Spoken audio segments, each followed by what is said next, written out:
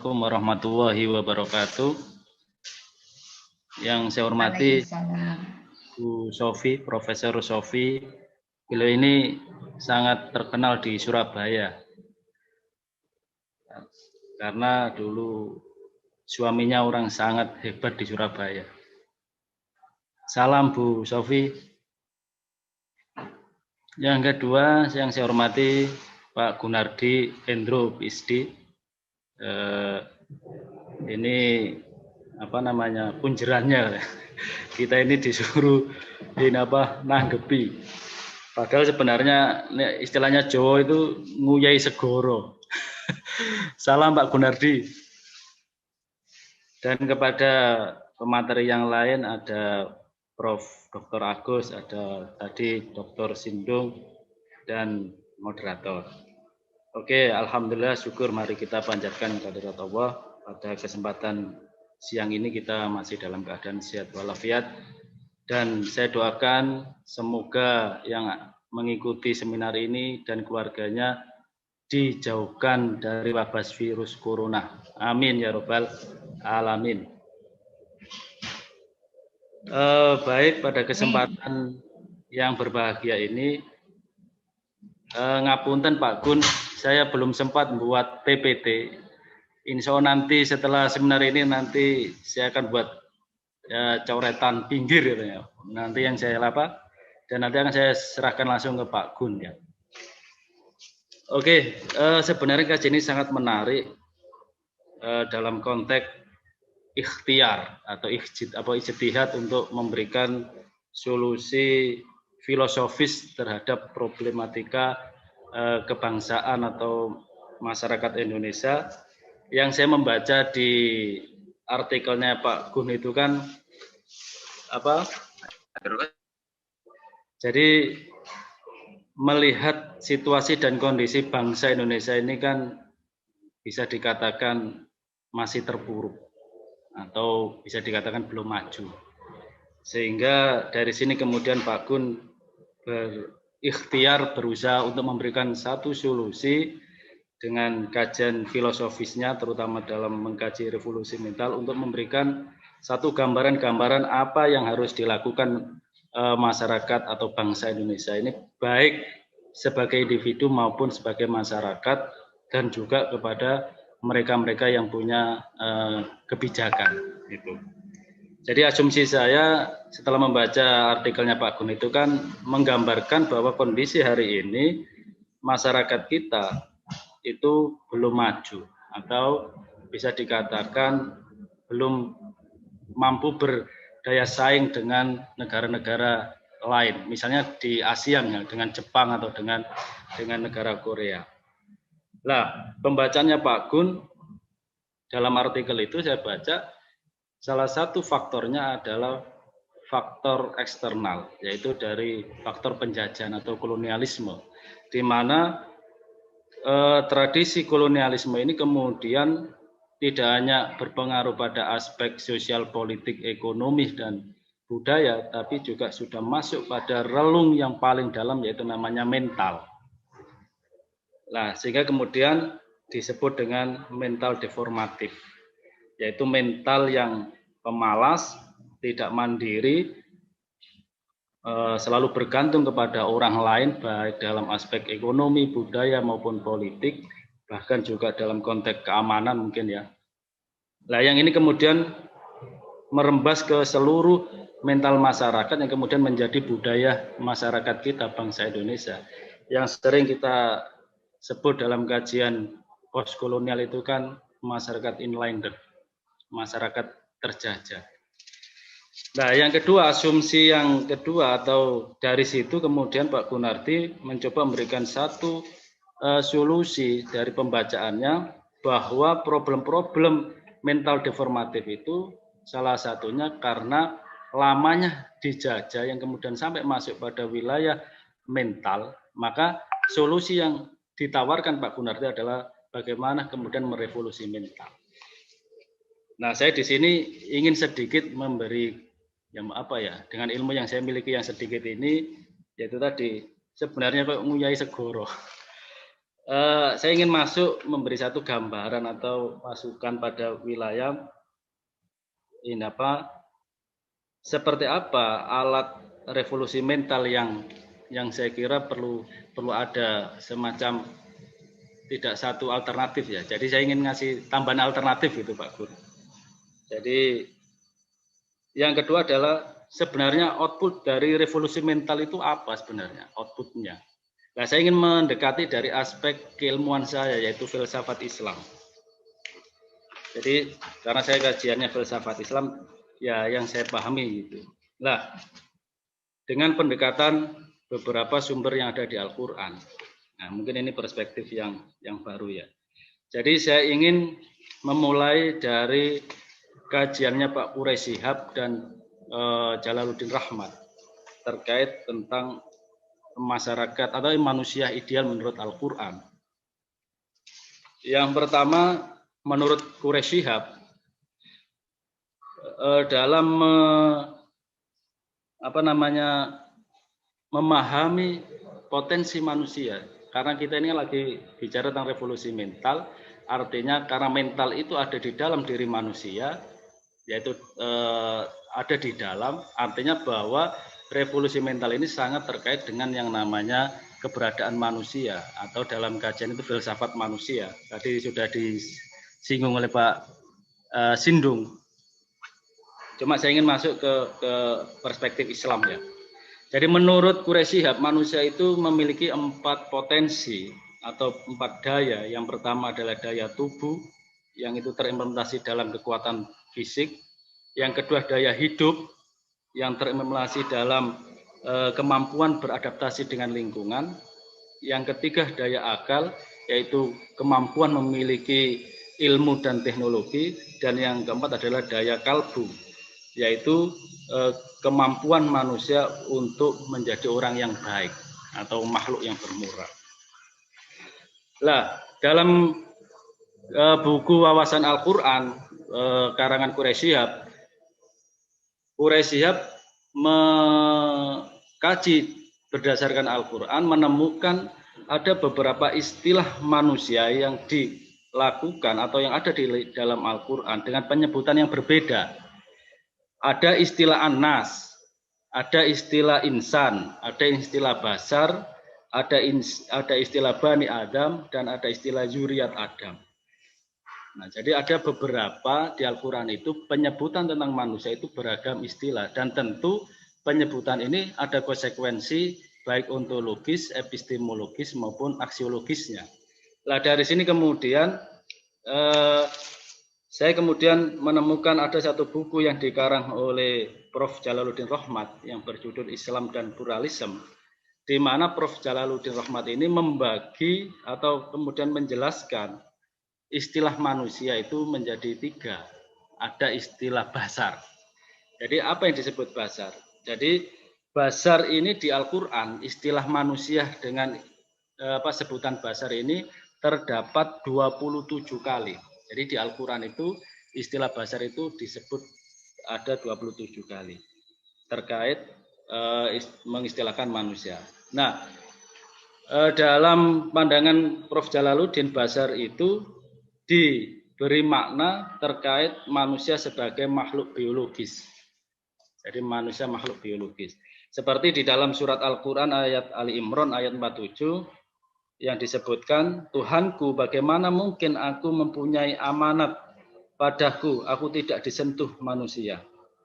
Ini ceritanya Maryam ya, terkait bagaimana dia tanpa proses hubungan seksual kemudian dia punya anak yang namanya Nabi Isa itu. Ada juga di surat Al-Kahfi disebutkan manusia itu, Nabi Muhammad itu juga seperti manusia.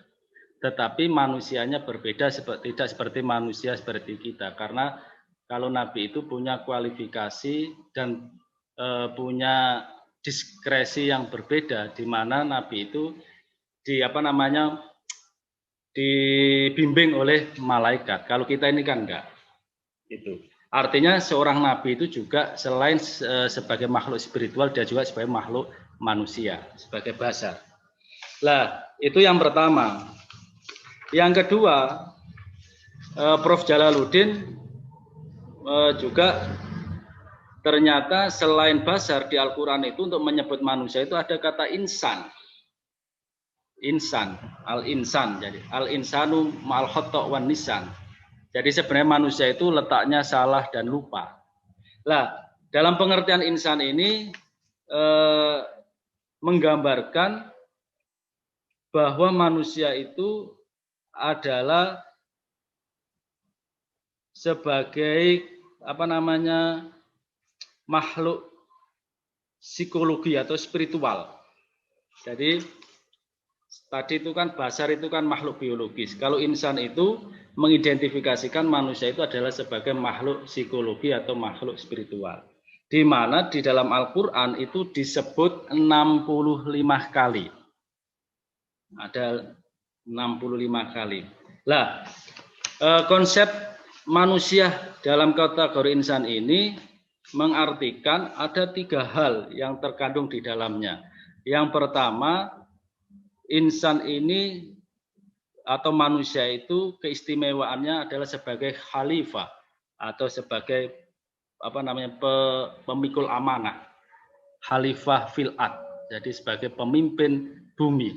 Itu ada di dalam surat Al-Baqarah ayat 30, wa idza qala rabbuka lil malaikati inni ja'ilun fil ardi khalifah. Dan ketika Allah berkata kepada malaikat, sesungguhnya aku akan menciptakan khalifah di muka bumi. Itu yang pertama.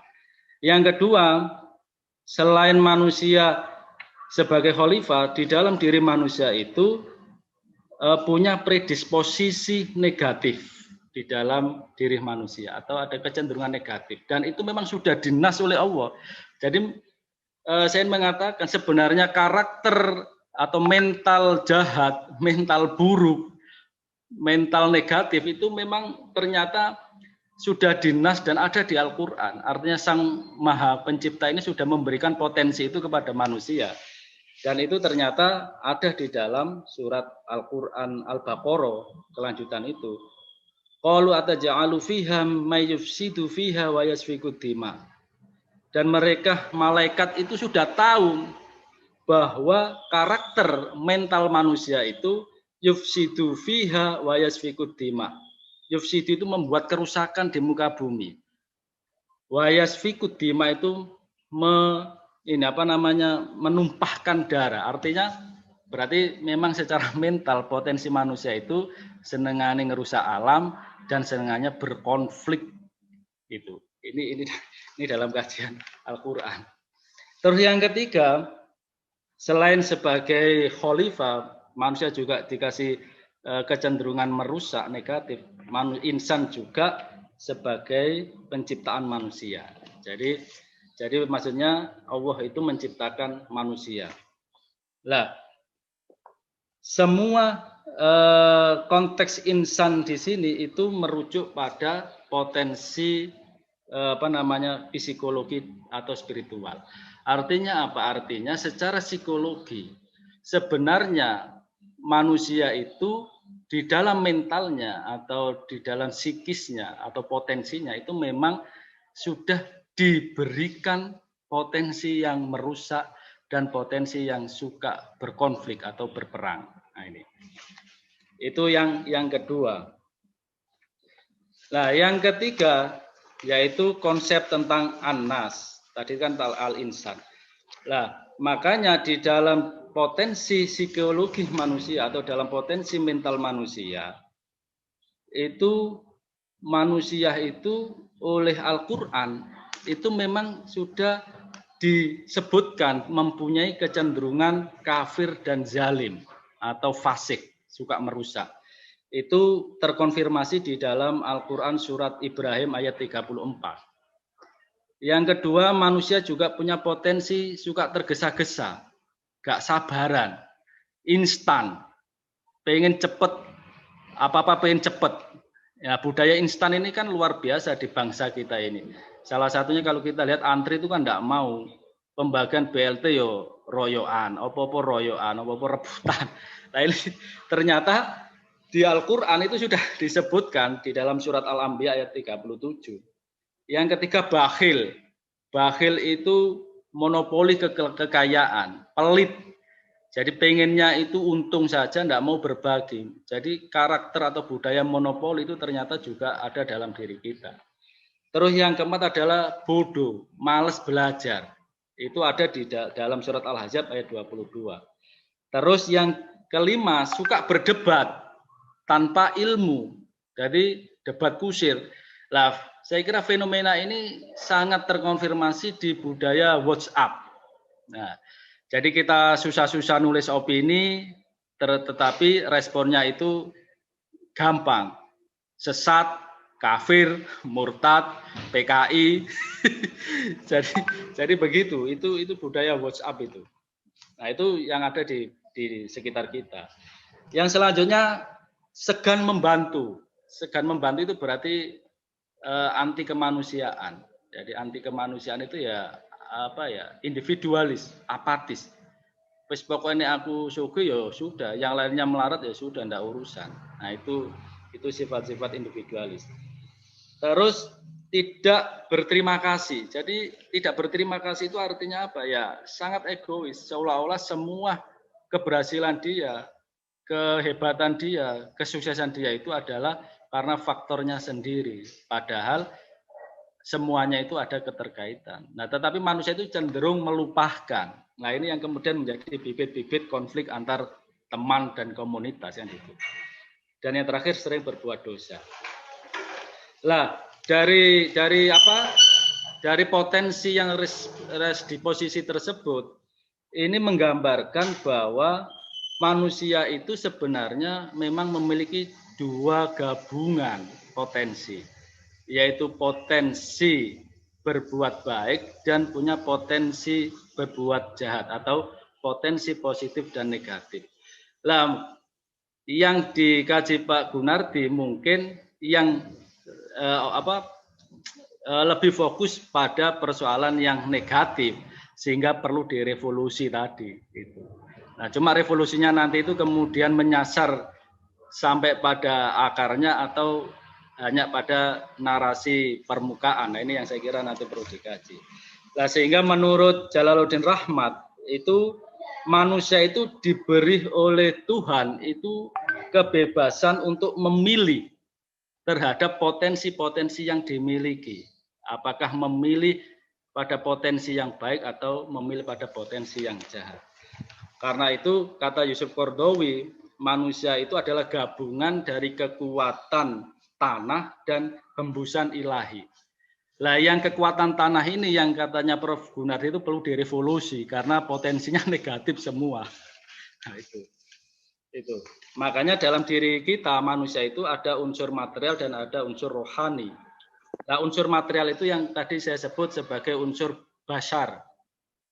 Dan unsur rohani itu disebut unsur insan. Nah, yang baik itu harusnya adalah diseimbangkan. Jadi bagaimana potensi-potensi yang ada itu kemudian diseimbangkan. Nah, mungkin keseimbangannya itu salah satunya strateginya dengan revolusi mental ya. Mungkin itu ya. Nah, terus yang ketiga adalah tentang An-Nas. Tadi kan Al-Bashar, yang kedua Al-Insan, dan yang ketiga adalah An-Nas. Jadi di Al-Quran itu ada 3 istilah yang sangat sering disampaikan dalam mengkaji manusia. Lah dalam istilah An-Nas untuk menyebut manusia ini di Al-Quran ada 240 kali disebut. Jadi dari kedua tadi ini yang paling banyak disebut di Al-Quran. Jadi sekitar 240 kali Al-Quran itu menyebut manusia dengan istilah An-Nas. Lah apa kata Jalaluddin Rahmat, An-Nas ini menggambarkan manusia sebagai makhluk sosial.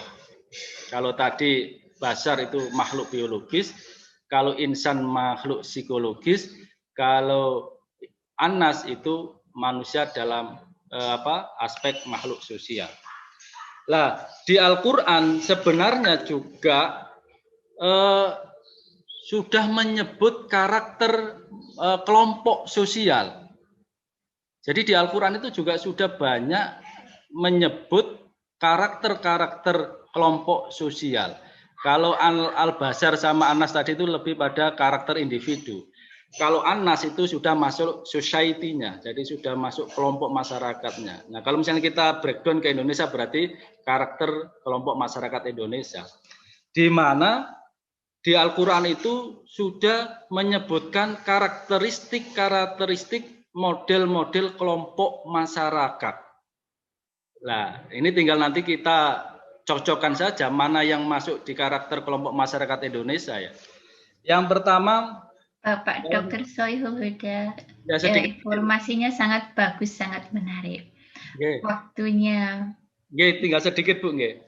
Nah, yang kelompok pertama di Al-Quran surat Al-Baqarah 200, kelompok yang hanya memikirkan kehidupan dunia. Berarti ini materialistik. Yang kedua, kelompok yang suka berdebat tanpa ilmu, yaitu kelompok-kelompok yang tadi itu, anti ilmu pengetahuan. Dan yang ketiga adalah kelompok munafik. Kelompok munafik itu hipokrit.